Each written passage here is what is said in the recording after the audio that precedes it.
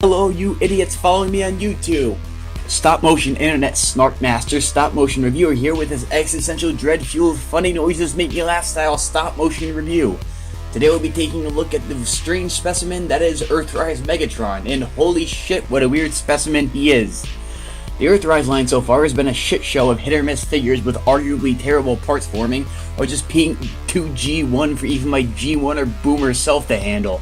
I thought this line was going to be an excitement explosion of new characters, ideas, and new base modes that would expand upon the modulator theme a lot, but they seemingly either chickened out, made everything a stupid exclusive, or decided to rush through the Beast Wars knowing we're getting sick of the G1 cesspool that they've been giving us over the last god knows how many years.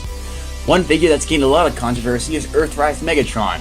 From his doofy head sculpt that looks like it's apologizing for its existence to its horrid use of the parts-forming gun lance sword thing, this figure in its stock images was a cringe-inducing vomit festival of horrid design choices that managed to ruin an otherwise great siege design.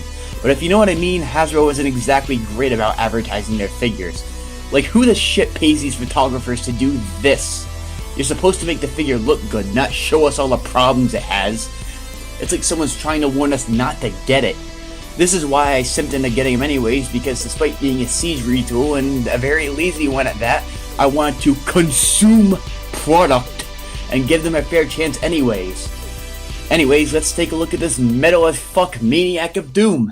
Am I the only one who bought this thing just for the tank mode? Because this thing kind of rocks balls. Not making him an H-tank and remolding the arms and legs to connect into these dummy thick with 2C's tank treads gives him so much more presence and chonk in all caps. Damn, boy, he's thick! Boy, that's a thick-ass boy! This tank mode has some awesome World War II styling that helps give him the vibe that the Walter P-38 gave off to the G-Gunners who like Megatron being a giant target master.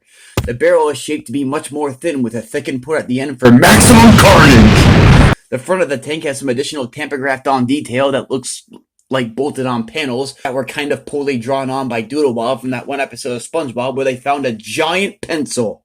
The battle damage makes its return, and this is an unpopular paint application, but I personally love the job that they did on this thing. Even the bottom of the treads are torn to shreds like my good friend from The Simpsons, Ned. There are a few parts of this tank mode that I do not like, however, and here they are. The backplate part swarming BS is very disgusting.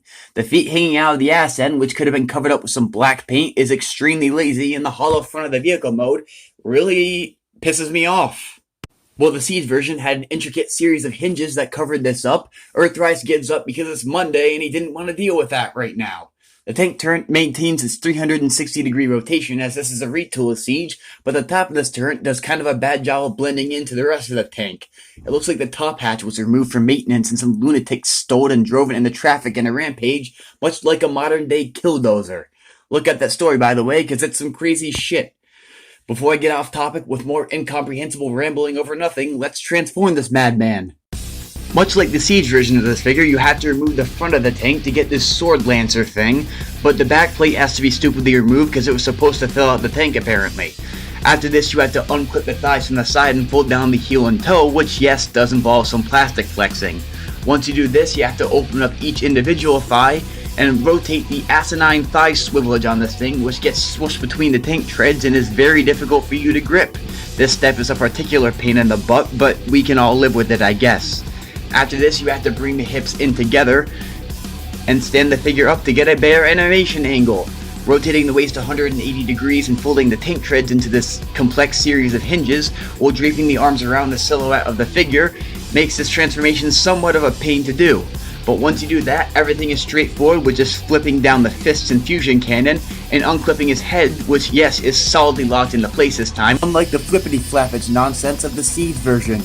This living bot posting war crimes meme is certainly interesting. The shape of his head sculpt isn't my problem, it's more or less a paint application on the shape of the head sculpt that is the problem. The silver looks like a piss poor attempt of Megatron trying to use aftershave, and it's only really painted up to his lower cheeks. His red eyes look more sad and sincere than they do like that big dick unhinged maniac we all know, but I believe this is consistent with his portrayal in Siege. Starscream were really the ones that pushed him over the edge, and they were the real villains of the story in my opinion. The redundant shoulder spikes serve as an actual functioning tab instead of just aesthetic plastic mass that gets in the way. I feel the sculpted detail is a bit too muted to my taste, which seems to be a theme for Earthrise, but the stomach vents and blue button greeblies at his abdomen are still solidly painted and sculpted. His fusion cannon is simply gorgeously done, but I don't think I can really categorize it as an accessory as much as a needed appendage for his silhouette at this point in time. The supposed-to-be sword is his only real weapon, and it kinda looks like shit. Not as much as the product shots make it look, but it's still pretty pathetic. He can't actually hold it like a sword, so it just has to peg into his sidearm and be there, I guess. But who cares about weapons? It's how well the guy moves that matters, so insert snarky joke segue here and show me some movement! The head rotates 360 and moves up and down. The shoulders rotate and move out all the way. Bicep bend and rotation. Waist rotation that moves back and forth. Universal hips, knee bend, and foot tilt. Megatron maintains his improved posability and articulation right out of Siege, but the plastic balance isn't the most well executed. His ankles have no weight on account of them being hollow, and he's extraordinarily back heavy. This isn't to say you can't get anything out of him, but it can be a pain without sticky tack, which has been a godsend for this entire review. He can do the whole weaponizer thing and is compatible with blast effects utilizing the 5mm port system, giving us some interesting blast effect shots. The joints aren't exactly easy to animate with, though. The thighs feel awkward to move and pose as it rotates the waist way too easily, and this double-hinged thigh thing that you have to do in transformation kinda messes things up a bit.